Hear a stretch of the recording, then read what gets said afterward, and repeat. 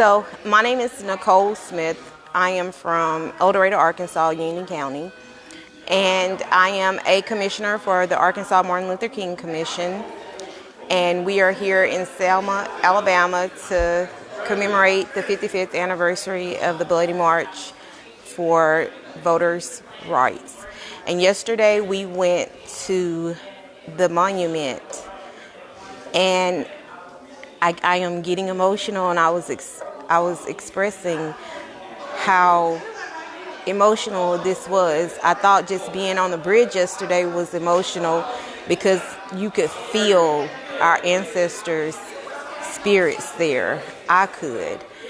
But I'm from a country town called Three Creeks, Arkansas, and my father's mother is biracial. Her mother was Caucasian and her father was African American.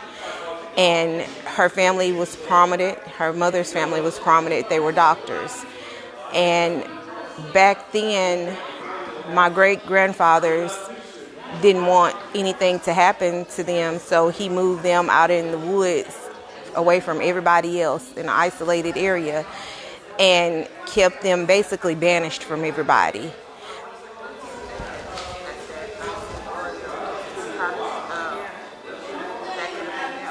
It could have been, when I saw those figures, I was like, oh my God, that could have been my grandfather, my great-great-grandfather. Yes. Lynched for loving a white woman. I mean, the woman sitting there holding a baby with the chains around her. That could have been my great-grandmother with my grandmother in her arms, lynched for loving a black man and having a black baby. Just for love, not because of the color. I mean, she didn't look at the color of his skin and he didn't look at the color of her skin. It was just love. And they could have lost their lives. They could have went and wiped out our whole entire family, and I couldn't even be here today because of the color of their skin. So it was real eye-opening for me and humbling for me to say, thank you. Thank you, Dr. King. Thank you to all our other ancestors. I will never take for granted voting. I will never take for granted my freedom. I will never take for granted again my education, because just because they wanted an education, they lost their lives. And it is ridiculous that we live in a society now that people in our governments make rules and regulations to protect animals. You can't discipline your children. You can't leave your animal, your dog outside in the cold, but they could kill a human being for wanting to go vote or have an education or to love someone of an opposite skin color. So it bothers me to think that I have been shortchanged on real history, because the things that I learned yesterday, I did not learn in school.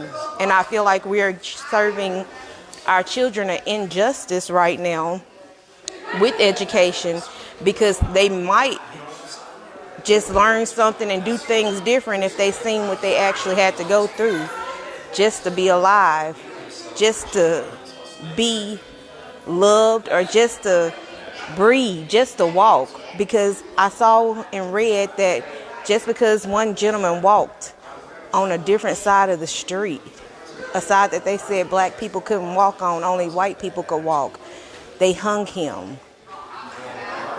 And then to see little children standing there, Caucasian children, and they're sitting there like, they're looking at this African American man being hung, and he's degraded, and they're just sitting there like, ooh, look. It was so life-changing and humbling.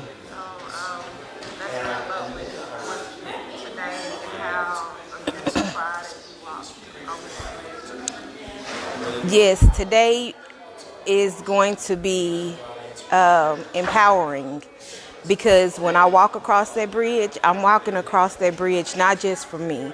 I'm walking across that bridge for my grandmother and my grandfather, who could have easily been slaughtered just for love.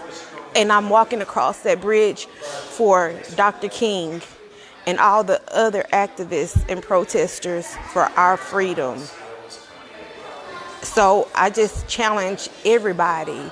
If you're a church organization, if you have a youth program and you want to take your children and your youth somewhere for the summer, like most churches do, I challenge you to bring them down here to Alabama and see and get the real history on what has happened over the years, because it is life-changing. And if you want to make a difference in their lives, bring them here and let them get the real information on this, and you might see a real difference in history moving forward. Yes, ma'am. Thank you.